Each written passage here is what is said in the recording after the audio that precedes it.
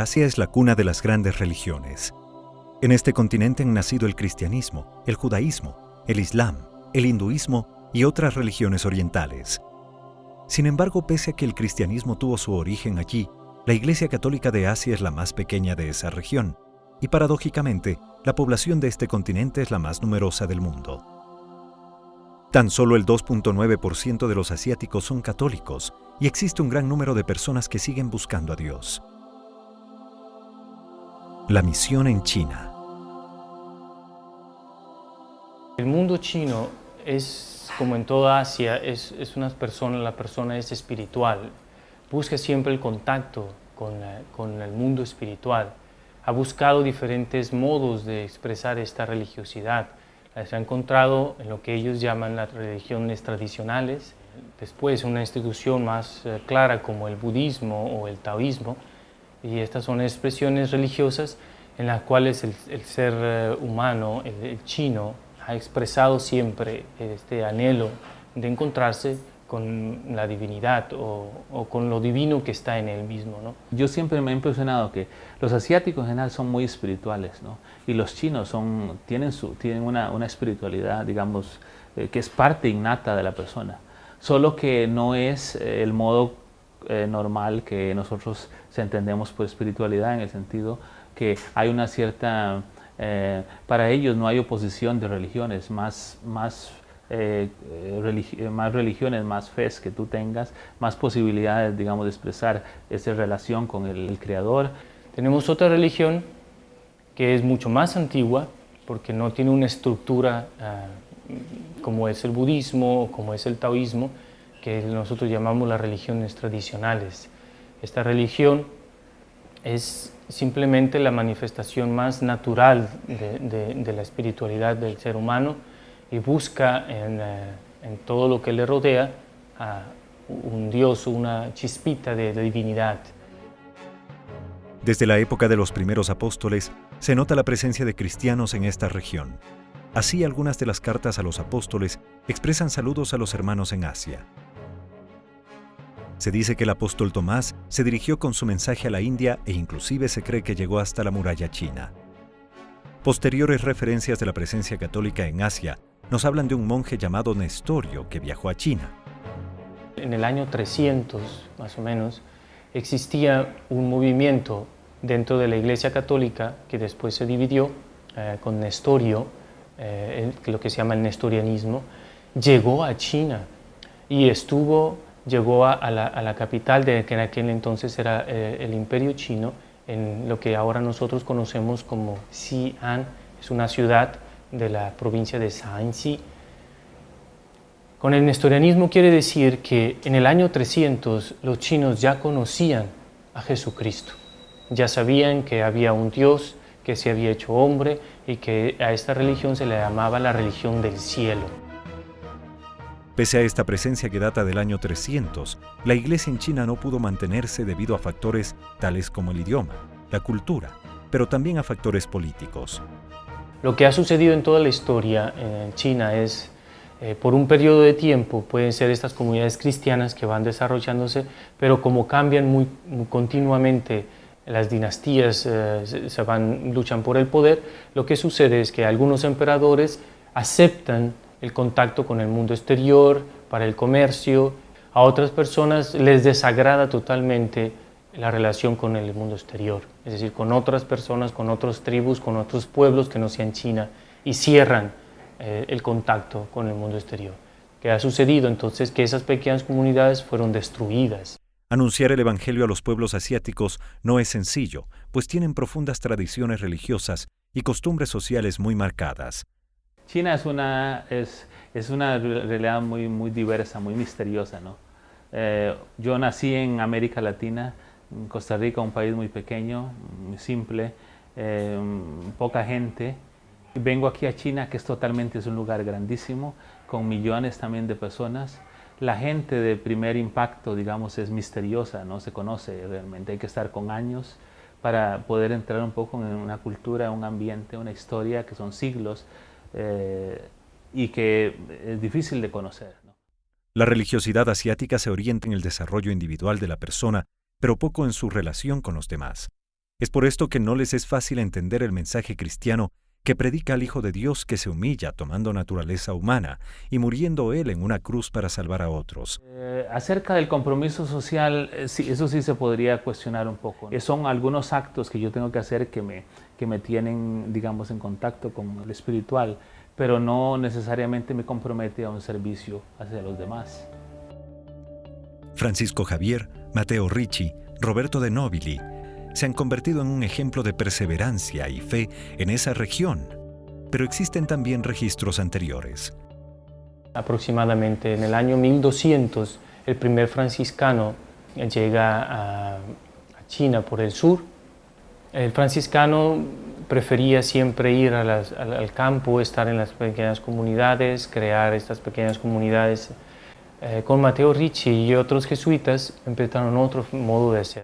Él mismo empezó a trabajar y la evangelización en los pueblos, pero veía que no había mucho resultado. Entonces, con gran inspiración, su objetivo era lograr llegar hasta Beijing, que en aquel tiempo era donde estaba el emperador, y entrar en el mundo de las ciencias, del arte, de la cultura, para desde ahí empezar una nueva evangelización. Y ese es el modo en el cual ya al inicio del 1600, entonces el cristianismo, el catolicismo, entra a ser parte de la cultura china. Pese a los continuos cambios en la monarquía de China, la Iglesia Católica tuvo un periodo de crecimiento muy importante. El momento principal de expresión de la fe en modo chino es precisamente del año 1700 al 1900. Después se crean nuevamente estas represiones y destruyen muchas iglesias y sobre todo muchas comunidades católicas. Durante un periodo muy duro, China tuvo que afrontar dos guerras contra el Reino Unido, en lo que se conoce como la Guerra del Opio, que trajo como consecuencia la revolución de los Bóxers y el posterior aislamiento de China del mundo occidental. Se crean nuevamente estas represiones y destruyen muchas iglesias y sobre todo muchas comunidades católicas al inicio del 1900, el momento de la revolución de los Bóxers. En la década de 1960, la intención de cambiar la vida de los habitantes de China devino en la denominada Gran Revolución Cultural, que buscaba un nuevo comienzo. Antes de la Revolución Cultural, China era un país todavía que estaba en desarrollo, muy pobre, con todos los problemas como los otros países, demás países también, ¿no? Pero después, con la Revolución Cultural, pues intentábamos hacer un cambio grande para la sociedad. Se llama famosa revolución, es la Revolución Cultural, que vivió en China continental de los años 1966 al 1976, más o menos 10 años duró esta revolución. La iglesia tenía cierta libertad, estaba en un desarrollo grande antes de la Revolución Cultural, estaba muy presente en varias provincias de China. La parte sur de aquí vecino, esta región había muchas misiones y había mucho trabajo de la iglesia. Y en este sentido todo lo anterior, cultura, religión y hasta la escritura, debían cambiarse. Si ustedes conocen los caracteres chinos tradicionales, son caracteres con muchas rayitas. Y después, en el tiempo eso precisamente de la Revolución Cultural, se quiso implementar lo que se llama los caracteres simplificados, simplificar más el modo de escribir. El objetivo era para que la gran mayoría de la población podría estudiar, leer y escribir el chino. Ahí son unos pequeños detalles donde se ve en realidad el valor. Lo que buscaban ellos era una cultura nueva, una China nueva. Lo que vivió esta experiencia de la Revolución Cultural fue precisamente el gobierno que se imponía, el nuevo gobierno comunista, imponía precisamente, no quería saber absolutamente nada de su misma cultura. En este proceso, la religión que siempre apunta a creer en un ser superior se presentaba como una contraposición al sistema que suponía al Estado como el único ente superior. El comunismo quiere implantarse sus raíces fuertemente, por eso una de las cosas que quiere quitarse todo es la religión. Ahora, esta revolución no era solamente a nivel contra la Iglesia católica o contra los protestantes, contra el cristianismo, sino, como su nombre lo dice, era una revolución de la cultura. Querían destruir todo lo que era antiguo, la doctrina de Confucio, de Mencius y otros grandes filósofos o líderes religiosos también. Entonces empezaron a destruir templos, sea templos taoístas, budistas o religión tradicional. Todas las personas que hacían parte de la iglesia católica, protestante, asimismo los budistas, taoístas, empezaron a sufrir el problema de la persecución.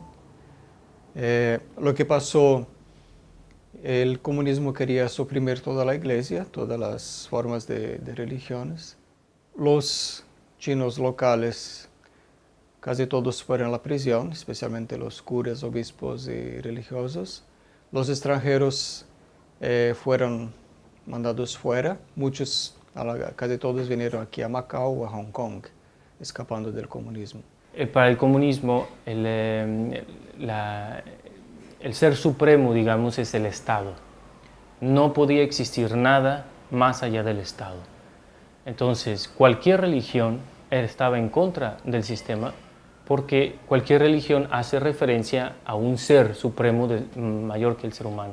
Para el gobierno comunista, siempre las religiones han sido imposición de gobiernos exteriores a otras naciones, como Inglaterra, Francia, Portugal o otras naciones europeas especialmente, ¿no? Y lo que buscaban entonces era destituir estas culturas occidentales. Entonces, ¿por qué se produce la revolución? ¿Cuáles son las causas de esa revolución? Yo creo que por las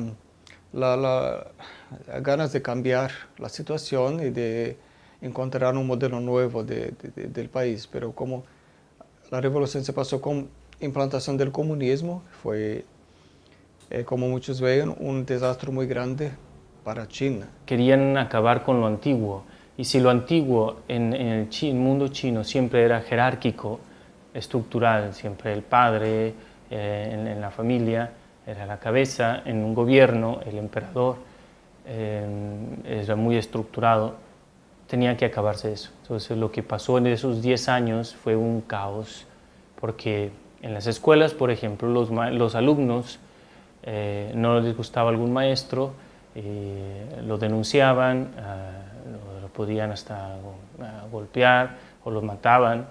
En un hospital las cabezas siempre eran los médicos, entonces o los estudiantes de medicina o los enfermos no les gustaba el modo en que hacían los médicos, y ellos empezaban a tomar las posiciones en la medicina. Cualquier cosa que fuera del exterior, cualquier cosa que no fuera chino, estaba en contra de los mismos chinos. Y para ellos, cualquier religión, especialmente la religión cristiana, llámese protestante que católica, estaban precisamente eran dos frentes que había que atacar: el aspecto religioso y el aspecto cultural. Se trató de erradicar totalmente el concepto de religión de la vida de la gente, ¿no?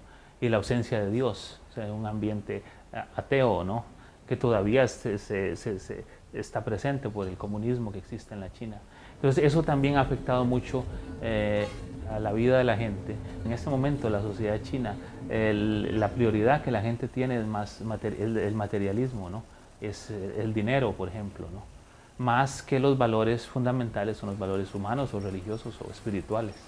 Lo que pasó es que con la revolución hubo cambios para los que estaban en el poder, pero la gente sencilla, la gente siempre sufrió, murieron millones y millones de personas con eso. Claro que hubo también muchos cristianos que son chinos que sufrieron la persecución y el martirio, pero les digo yo, no solo por el hecho de ser chinos, sino por el hecho de creer en una religión que viene del extranjero.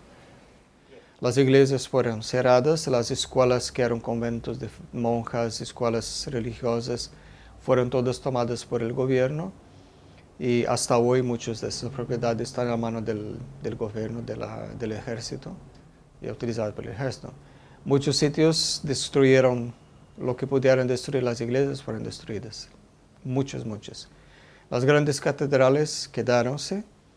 Hay una aquí en la ciudad cerca de aquí de Macao, Guangzhou, que es la catedral, que intentaron destruir, pero no lograron, y mantenieron, pero el ejército comunista la utilizó por años como para vivir ahí adentro y utilizar.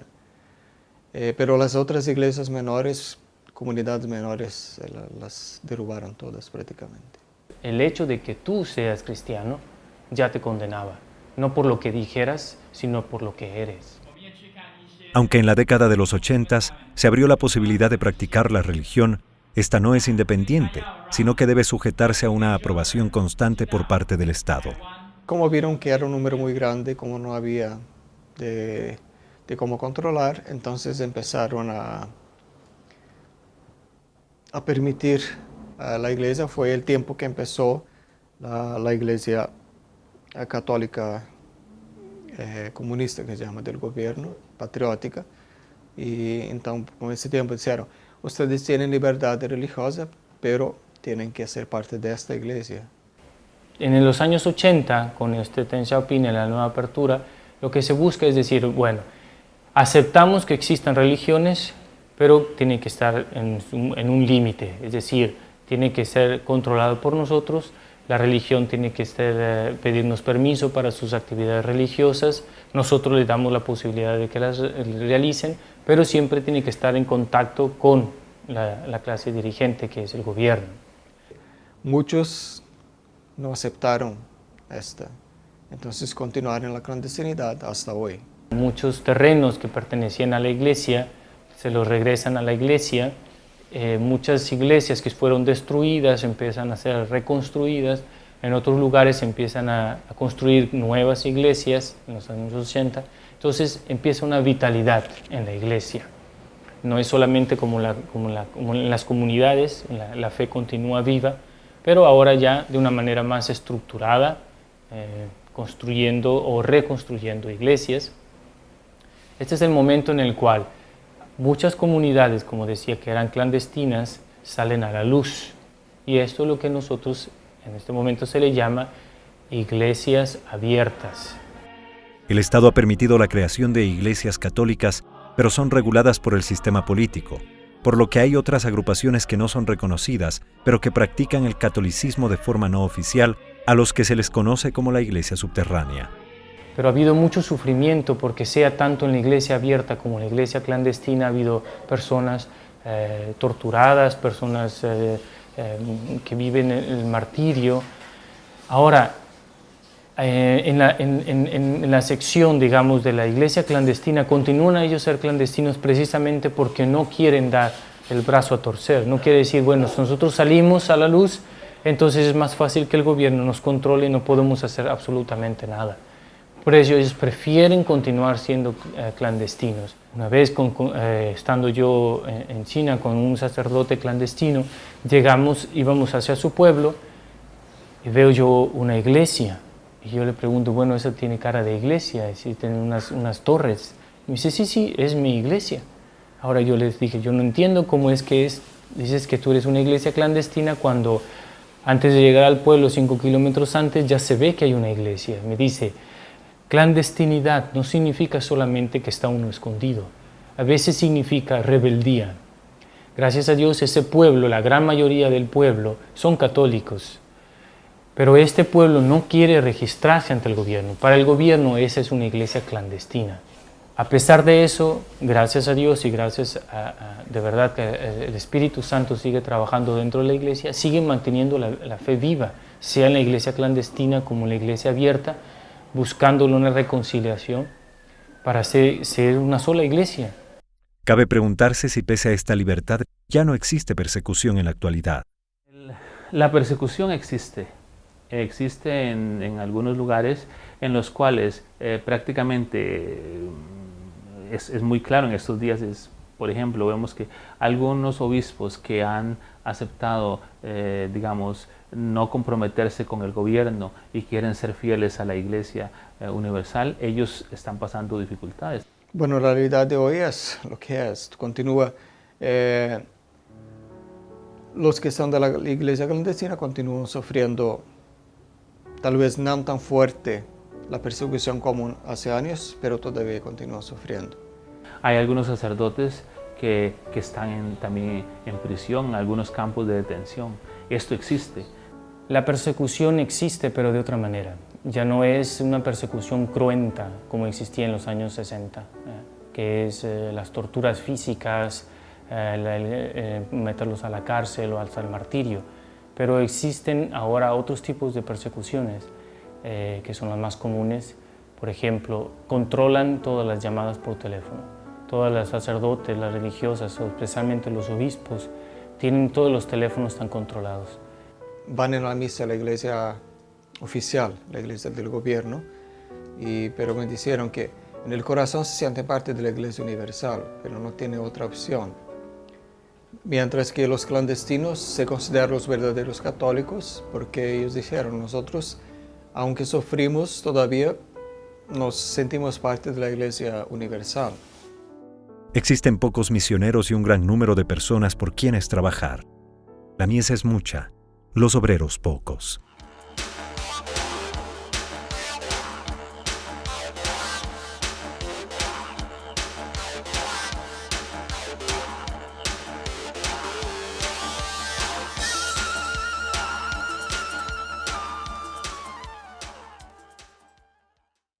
Que después se dividió con Nestorio, lo que se llama el nestorianismo, llegó a China y llegó a la capital de que en aquel entonces era el Imperio Chino, en lo que ahora nosotros conocemos como Xi'an, es una ciudad de la provincia de Shaanxi.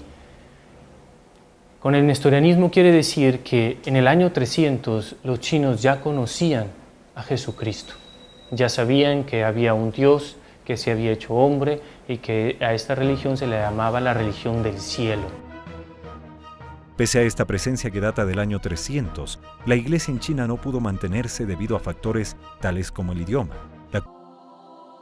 El mundo chino es, como en toda Asia, la persona es espiritual. Busca siempre el contacto con el mundo espiritual. Ha buscado diferentes modos de expresar esta religiosidad.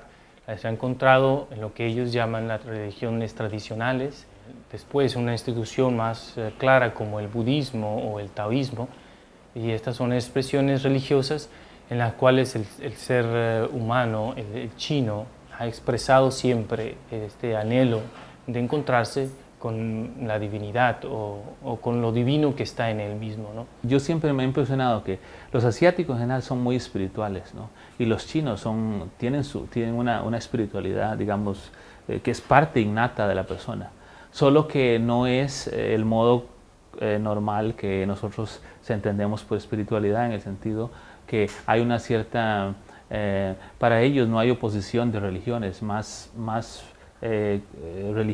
religiones, más fe que tú tengas, más posibilidades, digamos, de expresar esa relación con el Creador. Tenemos otra religión que es mucho más antigua, porque no tiene una estructura como es el budismo o como es el taoísmo, que nosotros llamamos las religiones tradicionales. Esta religión es simplemente la manifestación más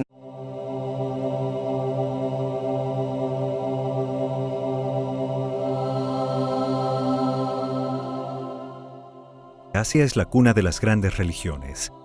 En este continente han nacido el cristianismo, el judaísmo, el islam, el hinduismo y otras religiones orientales.